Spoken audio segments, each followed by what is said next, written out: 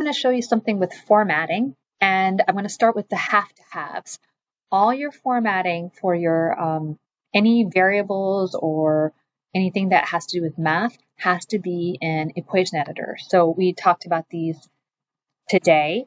So x1, x2, x sub 1, x sub 2, you can't just put capital X sub 3 here. You have to have it in the format that's a subscript, and it's got to be in something called equation editor.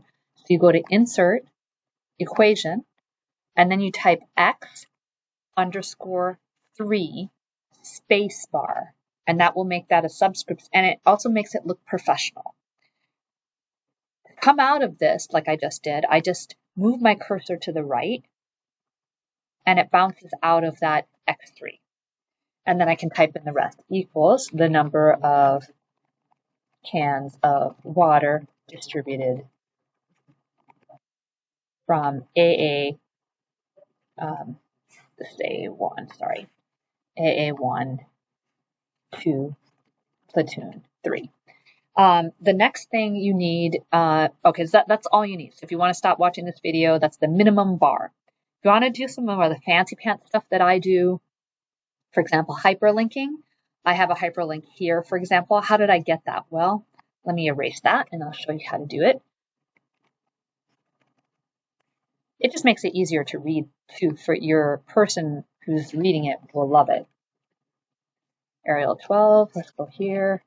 And then I would just highlight, first of all, I need to go where the decision variables are. The decision variables are down here.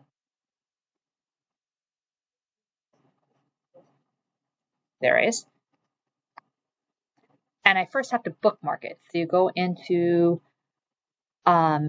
insert, bookmark, and I'm going to call this one variables. Let me call it new variable, so it's something different.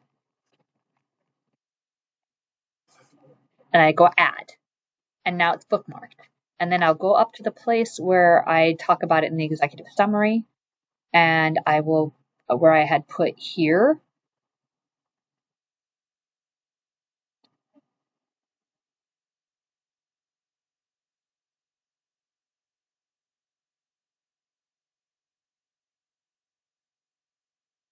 I'll highlight it, right-click it with your mouse, and you'll see this thing called link. Select that, go to place in this document, and you'll see new variables, which I just made a bookmark for, and I can go OK, and it hyperlinks it to that spot. And now someone who's reading it is going to be not grumpy because they don't have to go back and forth in your document. They're going to read this all online. They can just hyperlink to, they can just click the link. So if I click the link here, here's what happens. It moves me down to where I said define variables. If you're really fancy, you want to go back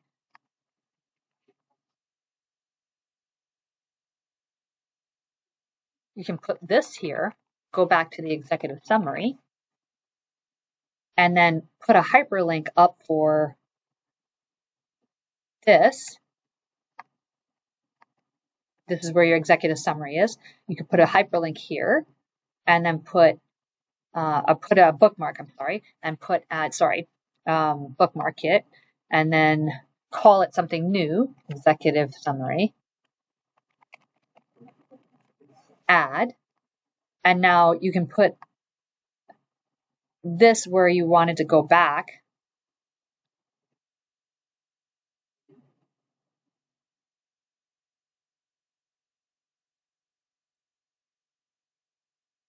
It's already getting long and hard to, it just makes it easier for your reader to get through everything. So I forgot where I put my variables.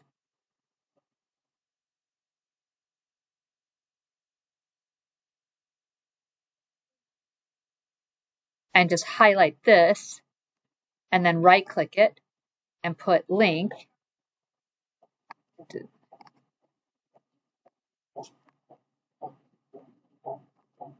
And then I don't know why my link thing is not setting up, because I'm on this thing. Oh, it's down lower. Put link, and then I put executive summary. Okay, and that will make sure that whoever's reading it, they can go back to reading your executive summary. Now back here. That's how you put in hyperlinks.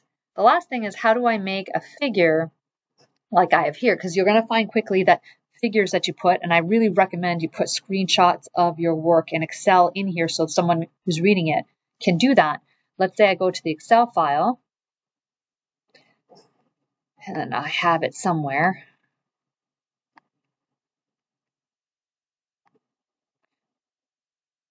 This is my work.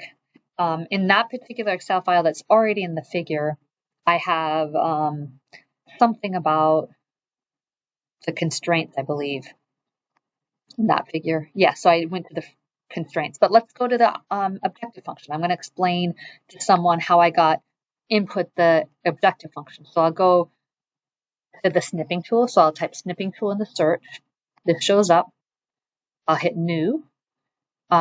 Actually, before I hit new, I got to go down to the total risk. It's right here. Then I'll hit new. And I'll make sure that I screenshot the formula, which is right up here, so people can see it. And then copy.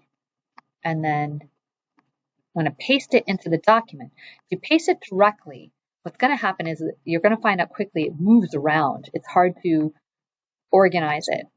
So if I want to show something like that as a figure that doesn't move around, I'll go to Insert, Text Box, Draw Text Box.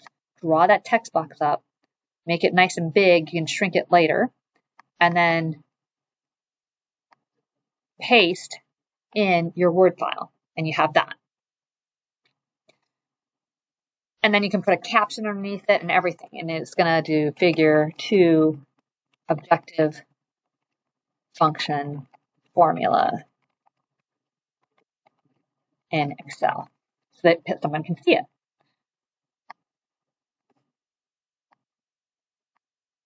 Now it's nice because you can move this guy if you want to. You have one more thing to do to really be able to move it around wherever you want to. If you go to Shape Format, Wrap Text Tight, now you can move it within the words. That just moves like an object. You can also do more fancy things, like you can have this shape actually be, that's a picture. I got to actually click the text box. I can go Shape Format and go Shape Outline, and I can put any color I want here. I can make it thicker, the outline. 3 is my favorite. I can make it have a shadow. So Shape Effects, go to Shadow. I can go to this and it pops out. So it just looks very professional if you do this, and it also makes your life easier because the pictures stay put where they're supposed to stay put. You can actually move it to where you want it to and make it stay put. So those are the extra things that I think would make your project stand out.